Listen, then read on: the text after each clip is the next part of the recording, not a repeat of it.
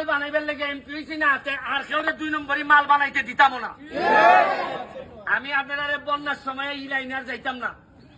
আর কোনদিন যদি সুযোগ পাই, ছাতক যদি আই, ওই 22 সালে আসলাম রাত্রে আধা বত আইনটা মাঝে কয় ই নদীর মধ্যে আইনা কয় ডাকাইতে ধরবে একটু পরে বেলে। এবার আমি ওই যে খিতা কম তুমি কও কিতা ডাকাই ধরবে, আলাপ হইছে না তা ডাকাইতের সাথে। এরপরে বেটার লিয়া গিয়া টানাত গিয়া কত ঝামেলা জুমেলা পাওয়া আইছি। এবার এবারও আইছি, এবার দিনও আইছি, ভাবলাম দেখাইতে নি রাত ধরে। তবে এখন আমার মনে হইতেছে আজকাল যে লক্ষণ দেখতেছি আর দেখাইতে নাই মনে হইতেছে আমার।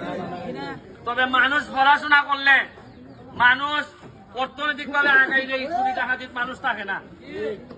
আমি যৎকাল পারছি সরকারি ভাবে জননেত্রী শেখ হাসিনার যৎকাল পারেন আপনাদের এমপি চেয়ারম্যান সাহেবের মাধ্যমে চাউল পাঠাইতেছেন।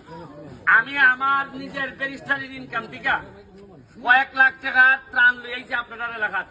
সিলেটও দিয়ে আইছি, এটাই লগিয়া ত্রাণ হিসাবে আইছি না, আইছি যে আমার এলাকার আমার মা বোন বিপদে পড়লে যেভাবে আপনারা যাইবা, আপনারা বিপদে পড়লে আমি আইতাম, এটাই মনুষ্যত্বের দাবি নিয়ে আমি আপনারা এখানে ত্রাণ বড় জিনিস না। আইসি লগিয়া বিপদে বললে যদি না আইতাম পারি তাহলে কিতা খালি বিয়া শাদী যাইতাম আমরা না কিতা।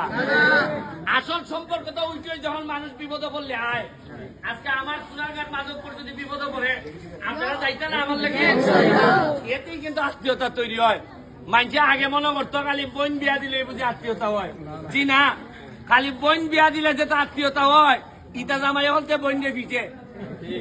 বরং মানুষের দুঃসময়ে খারিয়া যদি আত্মীয়তা হয়, এই যে আজকে আমি আইছি একটা আত্মীয়তা তৈরি হয়েছে আপনার সাথে।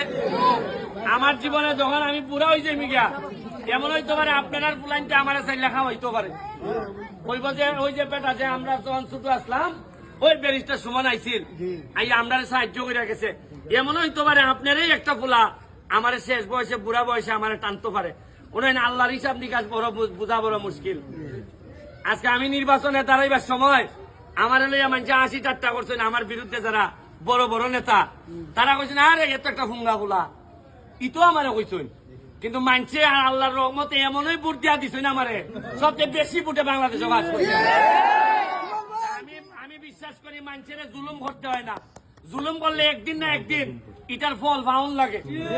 আমি আপনারা কাছে আমি আইছি আপনারা দুঃসময়ে খালি আপনার পাশে দাঁড়াইয়া কইতাম যে ভাই সাহেব আমি আছি আপনার সাথে, হয়তো সব সমস্যার সমাধান করতে পারতাম না, কিন্তু দুঃসময়ে খার হইবার অভ্যাস হোক, আপনার ছেলের হোক আমার ছেলের হোক, আমি কিছু ত্রাণ নিয়ে আইছি, এটা আপনারা